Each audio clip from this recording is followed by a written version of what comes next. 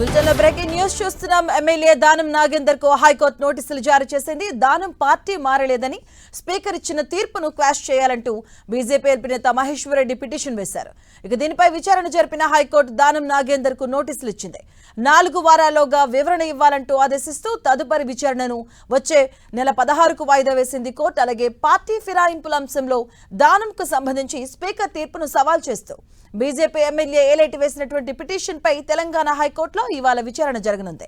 Danam Nagender party మారలేదని speaker ఇచ్చిన clean chit రాజ్యాంగ విరుద్ధమని తన పిటిషన్లో ఏలేటి పేర్కొన్నారు.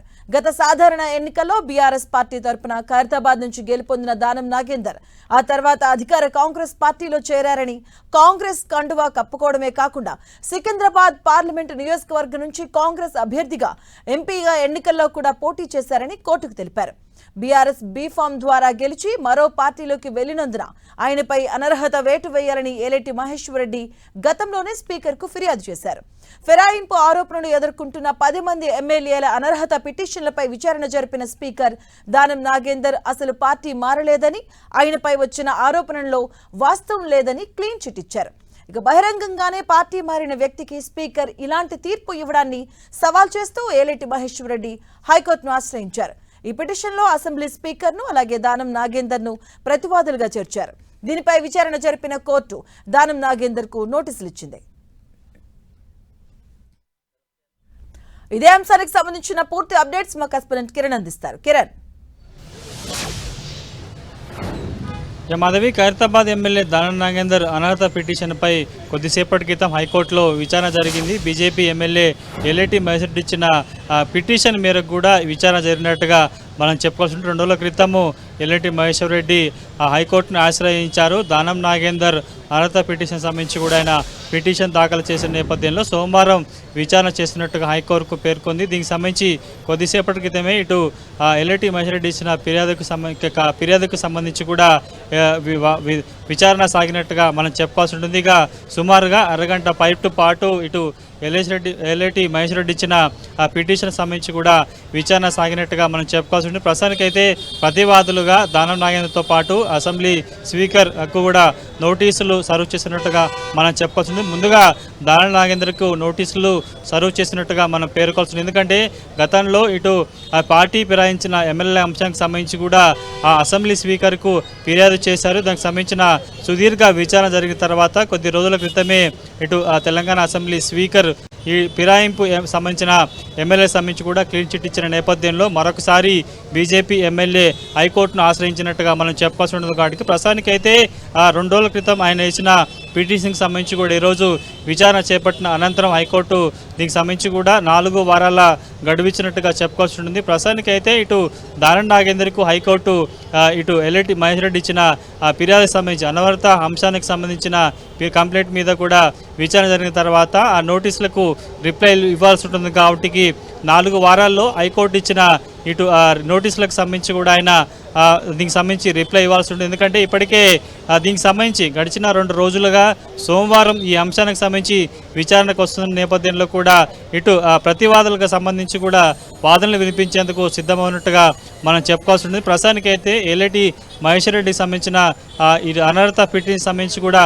విచారణ జరిగిన అనంతరం ప్రస్తుతానికైతే ప్రతివాదులకు హైకోర్టు నోటీసులు సర్వ్ చేసింది. 4 వారాలు అంటే వచ్చే నెల 16 లోపల ఇటు హైకోర్టు ఇచ్చిన ఈ నోటీసుకు సంబంధించి ఫిరాయింపు అంశానికి సంబంధించి కూడా రిప్లై ఇవ్వాల్సి ఉంటుంది. ఆ తర్వాత కూడా అప్పుడు మరొకసారి ఇరు పక్షాలకు సంబంధించిన వాదన తర్వాత కూడా తీర్పు వెల్లడించే అవకాశం అయితే కనిపిస్తుంది. కాబట్టి ఎందుకంటే తెలంగాణలో ఫిరాయింపు ఎమ్మెల్యేలకు సంబంధించి కూడా గడిచిన కొద్ది రోజులుగా ఈ అంశానికి సంబంధించి కొంత చర్చ జరిగిన నేపథ్యంలో కొద్ది రోజుల క్రితమే తెలంగాణ అసెంబ్లీ స్పీకర్, ఎందుకంటే గతంలో బీఆర్ఎస్ సంబంధించిన ఎమ్మెల్యేలు సుప్రీంకోర్టుకు వెళ్లారు. తర్వాత కూడా సుప్రీంకోర్టు అసెంబ్లీ స్పీకర్ దీనికి సంబంధించి విచారణ చేసి నిర్ణయం తీసుకోవాలంటూ కూడా చెప్పిన దరిమేళ ప్రస్తుతానికైతే ఫిరాయింపు ఎమ్మెల్యేకి సంబంధించి కూడా అందరికీ క్లీన్ చిట్ ఇచ్చినట్టు నేపథ్యంలో తాజాగా ఇటు బీజేపీ మరొకసారి హైకోర్టును ఆశ్రయించడం ప్రస్తుతానికి చర్చనీయాంశంగా మారింది. కాబట్టి ప్రస్తుతానికైతే 4 వారాల తర్వాత దానం ఎందుకంటే కొద్ది రోజుల క్రితం ఇటు అసెంబ్లీ స్పీకర్కు ఏలేటి మహేశ్వర్ రెడ్డి ఇచ్చిన ఫిర్యాదు మేరకు కూడా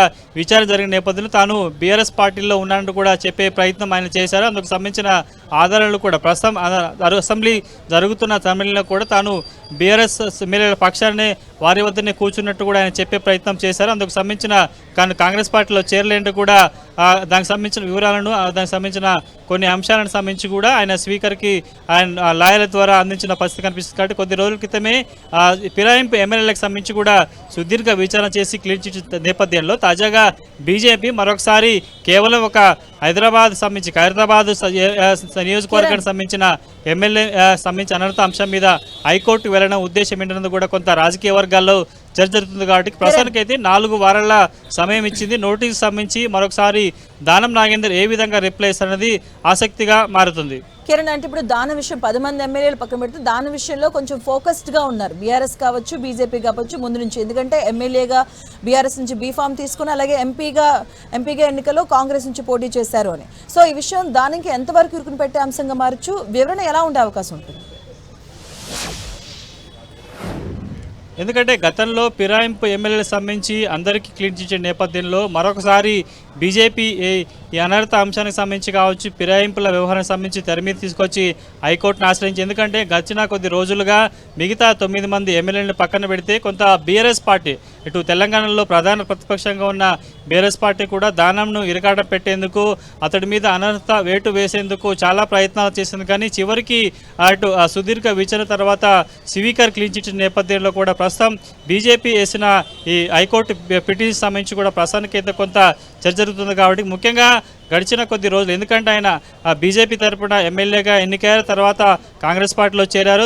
ఆ తర్వాత అసెంబ్లీ ఎన్నికలు ముగిసిన కొన్ని తర్వాత జరిగిన పార్లమెంట్ ఎన్నికల్లో సికింద్రాబాద్ ఎన్నికల్లో ఆయన కాంగ్రెస్ పార్టీ నుంచి కూడా నేరుగా పోటీ చేసేందుకు సంబంధించిన కొన్ని వివరాలను కూడా ఇప్పటికి ఇచ్చారు. కాబట్టి కేవలం ఈ అంశాలను పరిగణలోకి తీసుకొని మాత్రమే బీజేపీ కావచ్చు, బీఆర్ఎస్ కూడా దానంని కొంత ఇరుకాటలో పెట్టే ప్రయత్నం చేస్తున్నట్టుగా చెప్పుకోవచ్చు. అందులో భాగంగానే ముందు వరుసలో బీజేపీ పార్టీ నిలిచినట్టుగా మనం చెప్పుకోవాల్సిన ప్రశ్న. ఎందుకంటే తెలంగాణలో 10 మంది ఫిరాయింపు ఎమ్మెల్యేలకు సంబంధించిన వ్యవహారాలను ఇప్పటికే స్పీకర్ క్లీన్ చిట్ నేపథ్యంలో మరొకసారి బీజేపీ ఎమ్మెల్యే హైకోర్టు వెళ్ళడం వల్ల ఉపయోగం ఉంటుందా లేదని కూడా ప్రస్తుతానికైతే చర్చ అంశం కాబట్టి 4 వారాల సమయం ఇచ్చింది. కాబట్టి ప్రస్తుతం బీజేపీ ఎమ్మెల్యే ఇచ్చిన పిటిషన్ మేరకు హైకోర్టు నోటీస్ సర్వ్ చేసిన నేపథ్యంలో ఆ నోటీస్కి దానం నాగేందర్ ఏ విధంగా రిప్లై ఇస్తారు, ఎందుకంటే అందులో చాలా కీలక విషయాలు పొందుపరిచింది.